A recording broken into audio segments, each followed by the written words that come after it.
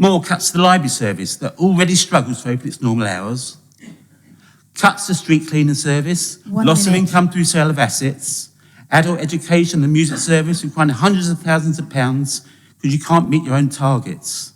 Cuts to street and verge maintenance, removal of recycling banks.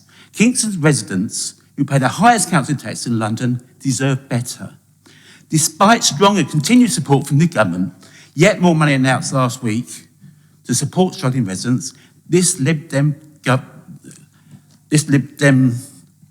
council just blames others for their own failings. This budget is all over the place, a complete shambles. Thank you. Thank you, Councillor George. Now I'm calling Councillor John Sweeney, please.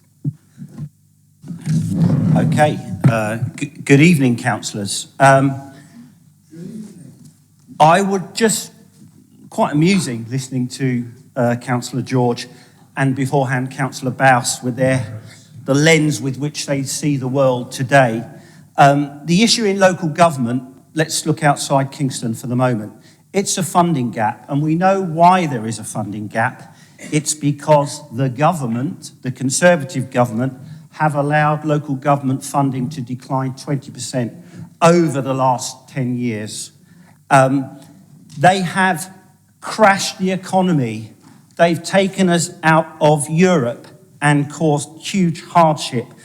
They elected Liz Truss as their leader, who in a short 6 weeks put billions and billions of pounds of cost on ordinary people just by her messing around with her wacko ideas. And we have a few of them here still, the remnants of a dying party who have 25% of votes in residence. So Ian George was right when he said the people of Kingston were good people, because most of them want nothing to do with you. And when we have an election in another 4 years, if we take the 25% you're running at in the polls and we extrapolate that into the Kingston, you will be the last 3 Conservative councillors in this borough. And I will not miss you, and my colleagues and the residents of Kingston will not miss you, because your ideas are devoid of any sense of reality.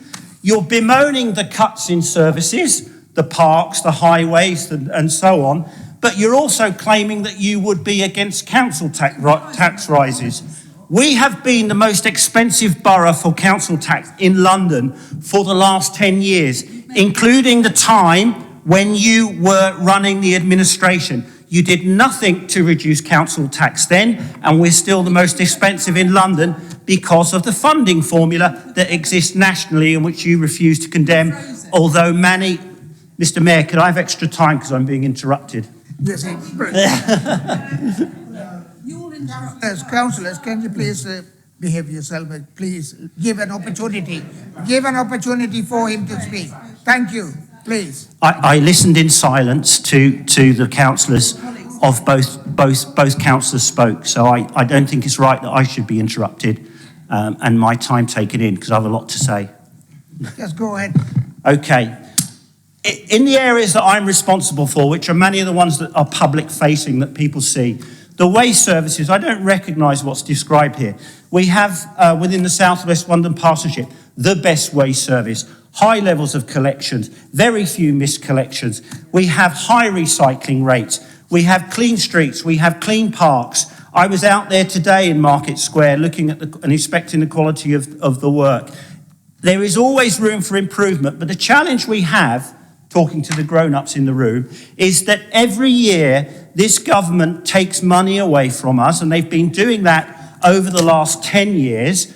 They've given us an increase for 1 year and want to be praised for that, but we just have significant period of funding reductions every year. So that means that grown-up people have to make choices. Do we slit our wrists or cut our throats? And all you're offering, at least our new opposition members bothered to raise an amendment. So you've just bemoaned the fact, all these problems. I haven't heard from any of you all year while running these services, not one idea, not one comment, not one positive suggestion about how do we square this circle of trying to do more with less. And you stand up here every year and you then make the same speech because you dusted off from your Word document last year. And if we wanted to make cuts, I would recommend that you really consider whether you have earned your opposition spokesperson's allowances with your one budget speech a year and the occasional comment in committees. Please come and join in with us in trying to solve these problems rather than these kind of rather childish remarks that have been made throughout this budget. Your time is coming. Yes, thank you.